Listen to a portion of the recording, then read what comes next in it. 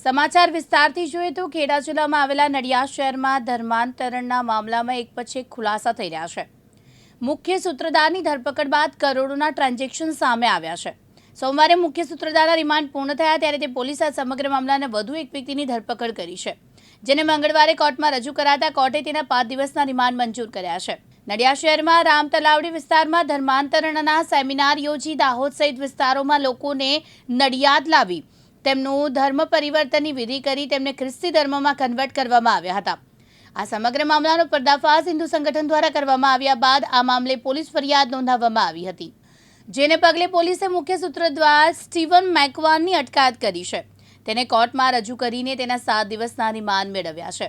સોમવારે સ્ટીવનના રિમાન્ડ પૂર્ણ થયા ત્યાં સુધીમાં તો ધર્માંતરણના સમગ્ર મામલાના કરોડો રૂપિયાના ટ્રાન્ઝેક્શન અને હજારો લોકોના ધર્મ પરિવર્તન કરાવવામાં આવ્યું હોવાના પુરાવા પોલીસને મળ્યા છે।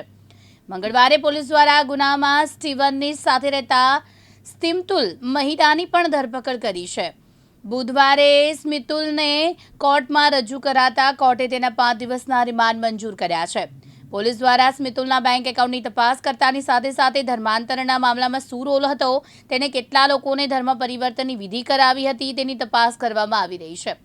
આગામી સમયમાં સમગ્ર મામલામાં વધુ લોકોની ધરપકડ થવાની પણ શક્યતાઓ છે। નડિયાદ પશ્ચિમ પોલીસ સ્ટેશને તારીખ 9/9/25ના રોજ ગુજરાત ધર્મ સ્વતંત્રતા અધિનિયમની 2021 ના સુધારા અન્વયની કલમ 4(1) અને 4(2) અન્વયે એક ગુનો દાખલ થયેલો।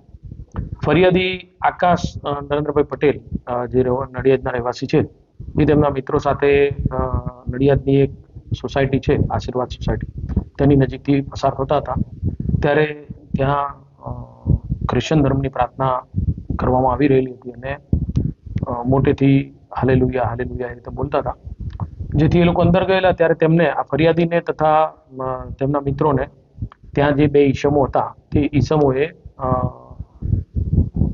પ્રભુ ઈશુના ચમત્કારથી તમારું જીવન સુધરી જશે અને પ્રભુની કૃપા થશે તેમજ સ્વર્ગની પ્રાપ્તિ થશે તે રીતના વચનો કહી અને પ્રલોભન આપી અને ખ્રિસ્તી ધર્મ અપનાવવા માટે લોભ લાલચ આપેલી। આ અનુસંધાને આ પ્રલોભનો અનુસંધાને જે ગુનો દાખલ થયા બાદ અગાઉ આરોપી સ્ટીવન ભાનુભાઈ મેકવાનની અટકાયત કરવામાં આવી અને તેઓને હાલમાં જ્યુડિશિયલ કસ્ટડી હેઠળ છે। આરોપી નંબર 2 આ કામના છે સ્મિતુલ ફિલિપભાઈ મહિડા, તેઓની ગઈકાલે અટકાયત કરી અને આજ રોજ નામદાર કોર્ટમાં રજૂ કરતા નામદાર કોર્ટે આ આરોપીના વધુ તપાસ માટે 3-5ના રિમાન્ડ મંજૂર કરેલા છે।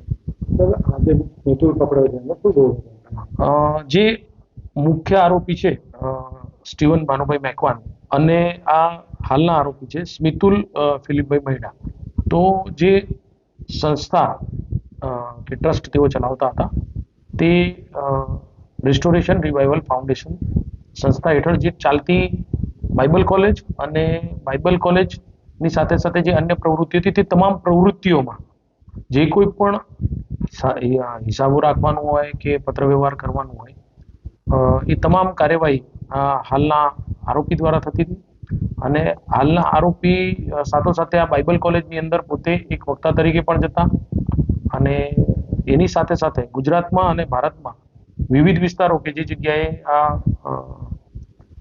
સ્ટીવન મેકવાન જે છે એ જતા તેની સાથે પણ જતા અને તેની સાથે તમામ પ્રકારની પ્રવૃત્તિમાં તેઓ સંકળાયેલા હતા।